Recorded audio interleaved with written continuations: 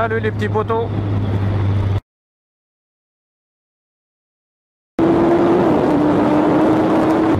C'est le daron d'Aquitaine.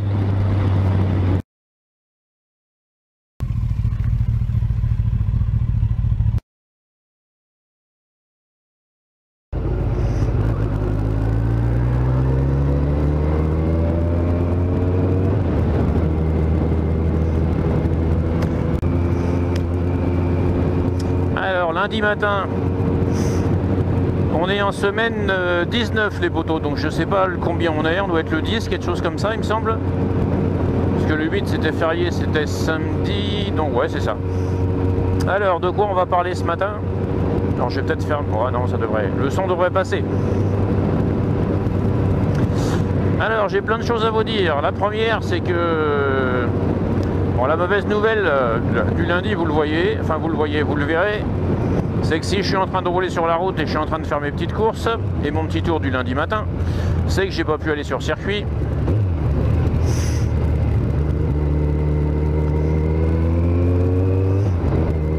Ils annonçaient un temps pourri. Aujourd'hui j'avais deux possibilités. J'avais... Bon, je vais quand même fermer la visière, je vais remonter la fumée. J'avais la possibilité d'aller rouler au Vigan et je crois que c'était Haute-Saintonge. Mais bon, vu les conditions météo qu'ils annonçaient aujourd'hui, bah, j'ai pas été, hein, ça sert à rien, ils annonçaient de la pluie. Il y avait un gros coefficient de pluie, donc j'ai laissé tomber. Ce n'est que reculer pour mieux sauter.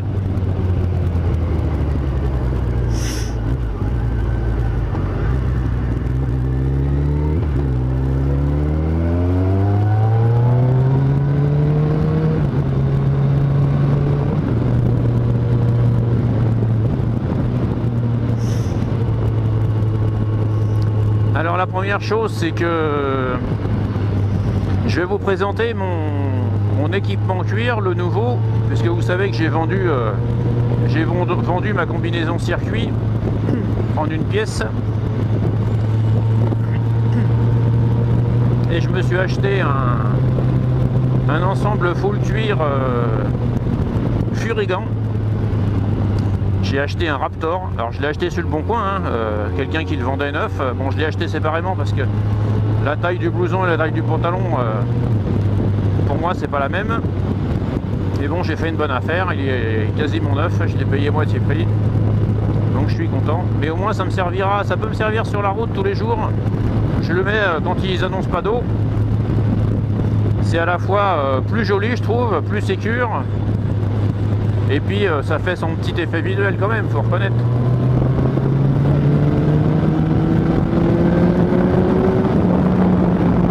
On va pas se traîner la bite derrière un camping-car, faut pas déconner non plus.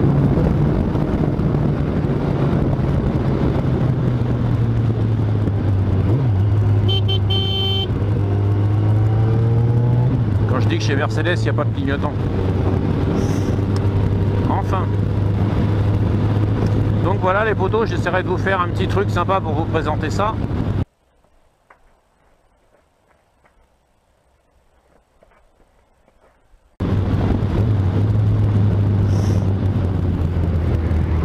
Hop, là c'est pareil, le ralentisseur de merde, ça sert à rien. Ça sert pour les têtes de nœuds qui savent pas conduire et qui savent pas que quand tu arrives dans une zone civilisée comme ça, hein, faut ralentir. Hein. Bah oui, parce que maintenant la majorité des mecs sur la route, hein, c'est des cons, c'est des petits cons de moutons qui savent plus penser par eux-mêmes. Hein. Faut leur mettre des assistances, des panneaux, des machins, des trucs. On est dans une société, ma pauvre chérie. Salut poteau. Voilà les poteaux, et puis autre chose. Alors je viens ici pour vous faire des belles images, hein. Vous avez vu, on est au bord du lac de Biscarrosse. Alors officiellement c'est le lac Cazaux-Sanguinet, hein. Nous Biscarrosse on plus de la gueule. Mais c'est pas grave, hein. Bon, tout le monde dit la Biscarrosse, hein, donc vous savez que la ZZR, enfin vous savez ou vous savez pas, quand je l'ai achetée, elle était, elle a une ligne Accra complète. C'est-à-dire d'origine D'origine, la ZZR Performance Sport est équipée de fourches Öhlins, enfin de suspension Öhlins plus exactement, des freins Brembo et du silencieux arrière Akrapovic. Le propriétaire qui l'avait avant a mis la ligne complète, c'est-à-dire qu'il a rajouté, il a fait sauter le catalyseur et il a mis une sortie, la ligne complète. Voilà, donc j'ai une ligne complète. La moto était, il y avait mis une espèce de, comment on appelle ça là, le boîtier DinoJet là, alors il était juste monté pas réglé, donc c'était une grosse dope, ça marchait pas. Donc j'ai été voir mon petit motociste GB Bike à Biscarrosse, dont le charmant patron s'appelle Sylvain. Donc il m'a mis la moto au banc, il m'a viré le boîtier DinoJet et il m'a fait une carto personnelle.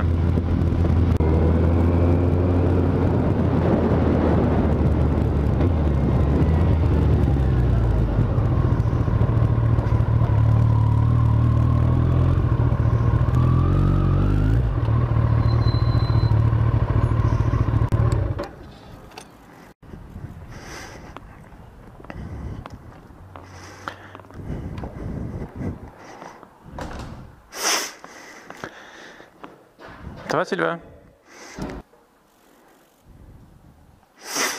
Qu'est-ce que tu as dessus là? Ça, alors là du coup, en gros c'est la base. Tu as un R6 99 carbu. Ouais. Ou là du coup, celle-ci donc full piste, hein, je crois que ça se voit. C'est pas la tienne celle-là?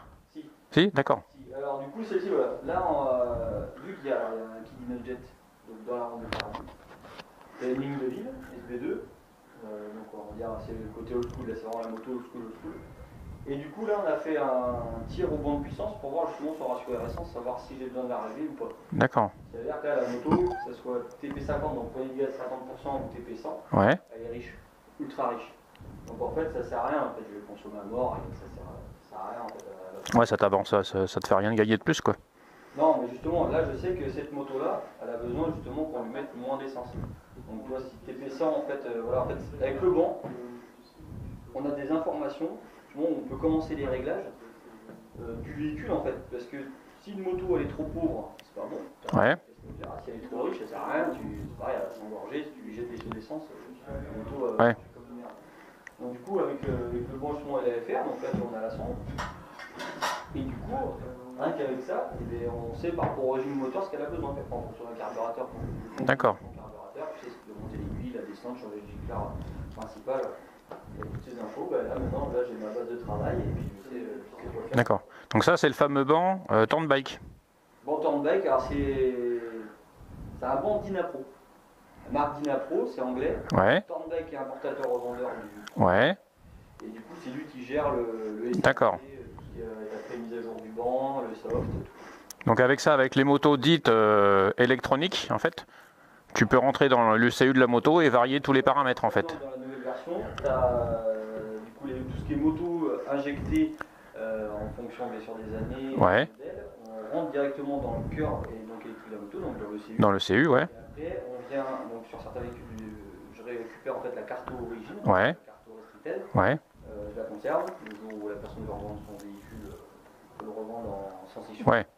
Et sinon après, voilà, on rentre dedans et on enlève tous les paramètres, on va dire, qui viennent brider ton véhicule et qui viennent justement réduire les performances du véhicule. Système hyper, exhaust valve. D'accord, ouais, puis en fonction des désirata du client, tu peux faire plus de coups, plus de puissance, enfin t'adaptes quoi. Voilà, d'accord. En fonction justement de ce que demande la personne. Le mec qui me dit, voilà, je fais de la montagne, je fais des reprises, oui. Ok, on va lui mettre tout sur le couple. Le mec qui dit, voilà, moi je suis du circuit, voilà, donc tu règles la moto différemment. C'est sûr que si je commence à lui mettre une moto qui marche, si tu veux, tu mets toujours une moto qui marche sur toutes les plages de régime. Mais après, ouais, c'est de l'optimisation en fait. On va dire, tu t'adaptes au client. Ouais, d'accord. Ouais. Est-ce que tu peux m'expliquer ce que tu as fait sur la mienne? Alors, ZZ.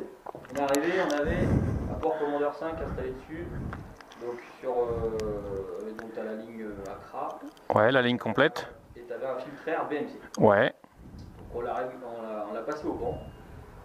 On avait un ratio de essence qui était complètement dans les choux. Ouais. On avait justement une moto qui n'était pas bien réglée. Donc, ça, je pense que c'est juste le boîtier qui était monté. Ouais. Qui était réglé.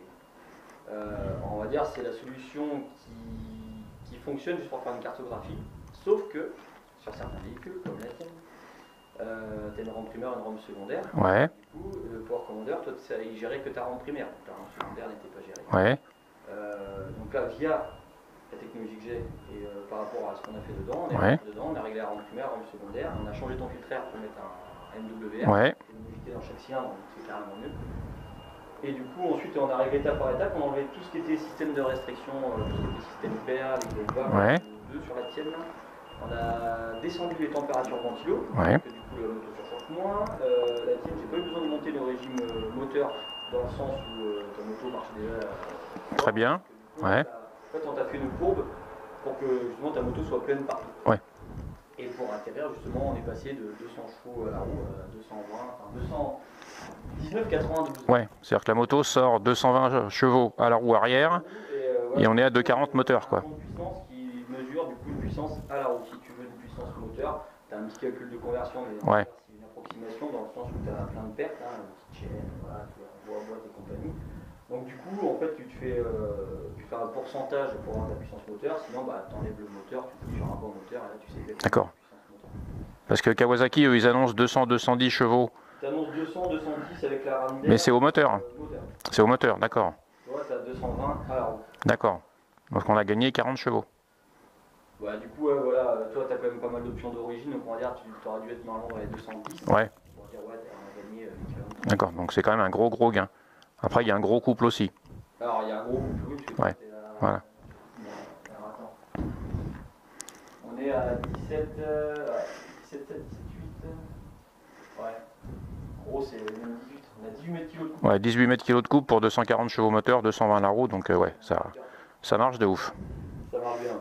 Ok. Voilà. Bah, merci beaucoup Sylvain Et de rien. pour ta prestation et puis allez petits potos, je vous dis à plus. Ciao.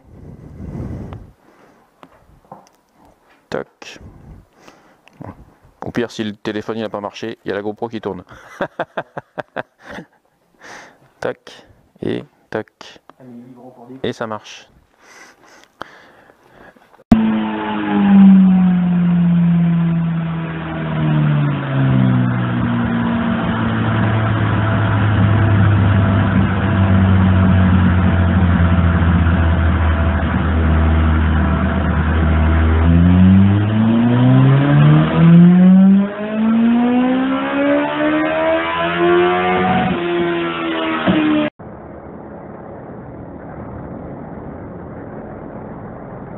Donc la moto est libérée, on lui a changé le filtre à air, on a mis un MWR, il m'a fait une carte aux petits oignons, il a tout bien réglé. Et donc officiellement, vous savez que la ZZR sort, il y a plein de moucherons là. La ZZR sort entre 200 et 210 chevaux avec le fameux ramer, vous savez, l'air forcé qui est devant là. Donc sortie moteur, hein, on va dire. Là on a gagné, alors asseyez-vous quand je vais vous annoncer les chiffres, hein. On a gagné 40 chevaux. C'est-à-dire que Titine fait 240 chevaux moteur et j'ai 220 chevaux à la roue arrière. Alors intrinsèquement, c'est pas tant la puissance qui m'intéresse, si ce n'est que le fait de libérer. Putain, qu'est-ce qu'ils ont mis sur la route, ça va tranquille les mecs. Ce qui m'intéresse, c'est le couple et l'agrément moteur. Alors on est à presque 18 mètres kilos de couple, mais on a un agrément moteur extraordinaire. C'est-à-dire que à 1500 tours, ça repart jusqu'au rupteur. Il n'y a aucun trou, rien du tout. Et si vous restez ouvert en grand, il faut un petit peu des coyotes, comme dirait l'autre, il faut avoir les couilles bien rangées dans le pantalon. Et ça monte à des vitesses évidemment inavouables, puisque la moto d'origine prend 300 km/h. Je vous signale qu'elle est vendue au niveau du marketing pour ça. Alors évidemment, je vous ferai pas le test de la VMAX sur cette moto, même si de temps en temps sur la vidéo je vous fais une petite accel. J'ai pas envie de finir en prison. Et comme j'ai mon logiciel qui ne floute pas le compteur, je suis pas assez évolué pour me servir d'un logiciel qui est un peu plus puissant. Enfin pour l'instant j'en ai pas le temps en tout cas. Donc vous ne me verrez pas faire des VMAX. Mais bon, vous savez bien ce que ça fait, hein. C'est pas mon but non plus, même si intrinsèquement c'est la première chose que j'ai testée. Donc la moto marche extraordinairement bien. Mais comme je vous l'ai dit précédemment, bah pour l'instant je suis privé de circuit parce que moi j'ai que le lundi. Et quand il fait un temps de merde, bah j'y vais pas, hein. Ça sert à rien d'aller rouler sur circuit si le circuit est mouillé ou s'ils annoncent de l'eau. Donc voilà les potos. Bientôt je vais retourner chez GB Bike pour faire un setting des suspensions. C'est-à-dire que j'ai durci un petit peu Titine. Alors vous savez que la suspension ça paraît simple mais ça ne l'est pas. C'est très compliqué et très technique à mettre au point. Donc j'ai juste moi pour la route, pour mes sensations personnelles, j'ai juste remis un petit peu, j'ai fermé un peu la détente, j'ai fermé un peu la compression. La précharge, j'y ai quasiment pas touché parce que objectivement ça sert à rien. La précharge c'est juste pour le poids qu'on a sur la moto, hein. La détente et la compression c'est pour avoir des suspensions plus dures entre guillemets on va dire.